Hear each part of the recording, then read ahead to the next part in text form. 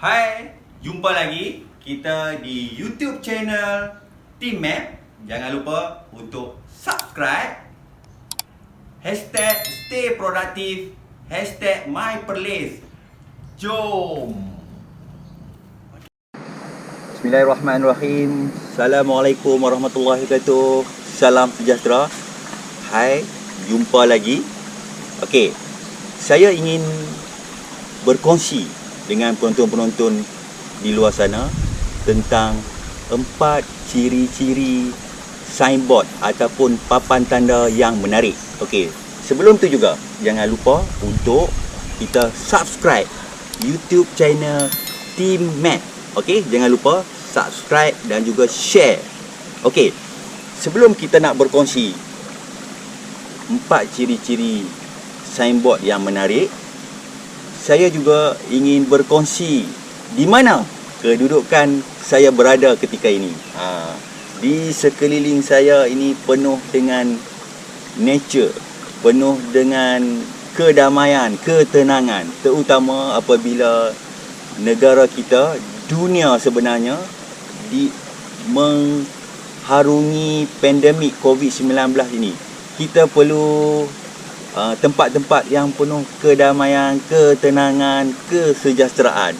Okey, jadi lokasi pilihan saya adalah di Komplek Basikal Lasak di Perlis, di negeri yang hujung di Semenanjung dan bersepadan dengan negara Thailand.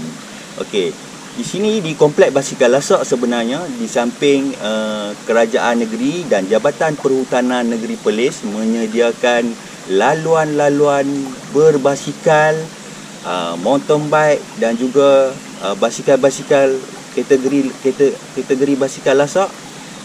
Di sini juga terdapat satu campsite ataupun tapak perkemahan untuk peminat-peminat sukan lasak ini. Okey, saya di tepi anak sungai dalam suasana yang penuh kedamaian ini. Sebelum saya nak meneruskan, apa kata coffee break dulu, kita minum dulu.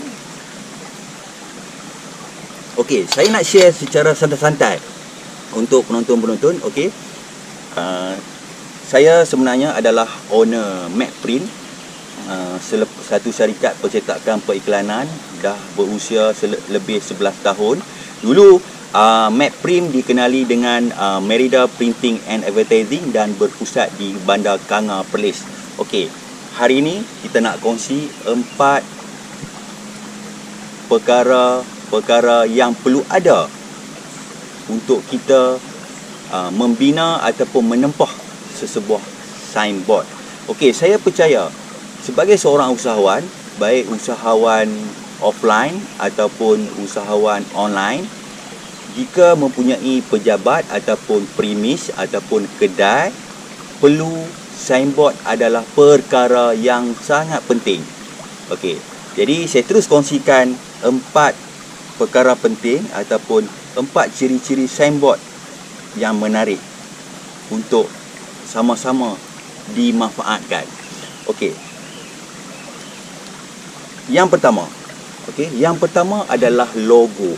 Saya pasti semua usahawan pasti ada logo ataupun branding sendiri. Tak kisahlah apa yang kita jual, baik jual warung di tepi jalan ke, kita jual produk-produk online di Shopee, di Lazada dan lain-lain platform online yang ada ketika ini.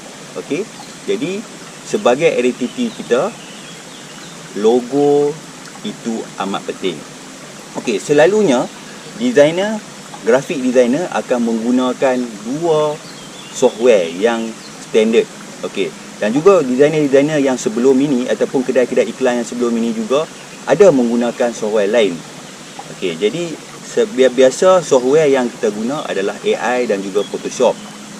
Okey, jadi ramai juga usahawan-usahawan yang pandai menggunakan software ini dan boleh design sendiri logo masing-masing.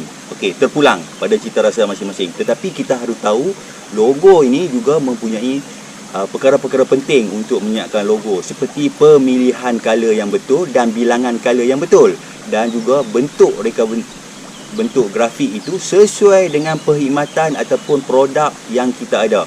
produk dan perkhidmatan yang kita akan memberi perkhidmatan di premis kita, di pejabat kita. Okey.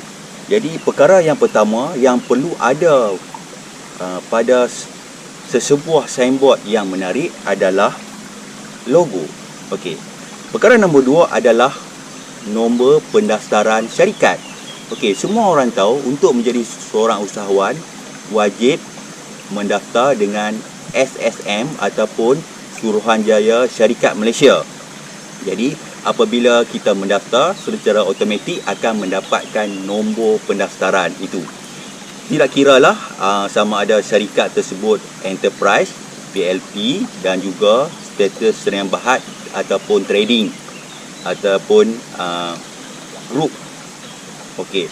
Jadi kebanyakan usahawan-usahawan baru akan bermula dengan enterprise. Jadi selalunya kod untuk enterprise dia ada kod dia dan ada nombor dia. Okey, selalunya kedudukan nombor pendaftaran syarikat ataupun nombor SSM ini diletak di bahagian atas, sama ada penjuru sebelah kanan ataupun penjuru sebelah kiri.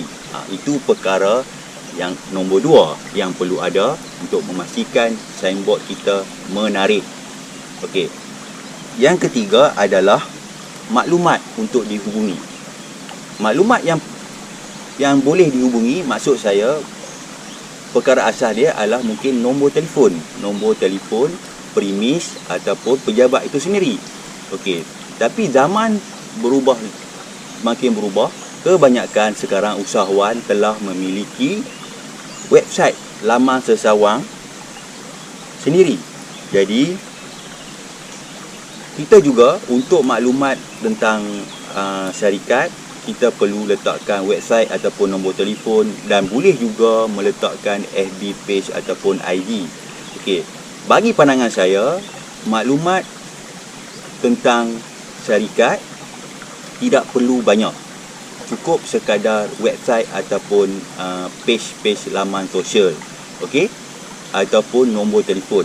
Tak perlu meletakkan semua ini. Sebab apa? Signboard ni sebenarnya kita nak orang lalu tidak sampai 2 ataupun 3 second orang dah tahu ini kedai Macprint. Kedai Macprint, apa perkhidmatan dia, apa servis yang ada di Macprint. Itu yang penting. Okey, dan yang terakhir, yang keempat adalah tagline. Tagline ni kalau kita tengok, contohnya Asia, KFC, McD dan bisnes-bisnes yang besar pasti ada tagline. Okey. Jikalau syarikat yang tidak ataupun kedai yang masih tidak ada tagline, kita juga boleh menggantikan sebagai satu keyword. Keyword itu contohnya perniagaan workshop kereta, membaiki kenderaan. Jadi kita boleh letakkan pusat servis kenderaan. Jadi secara tak langsung logo, sudah ada logo dan juga satu keyword yang menunjukkan perniagaan kita. Okey.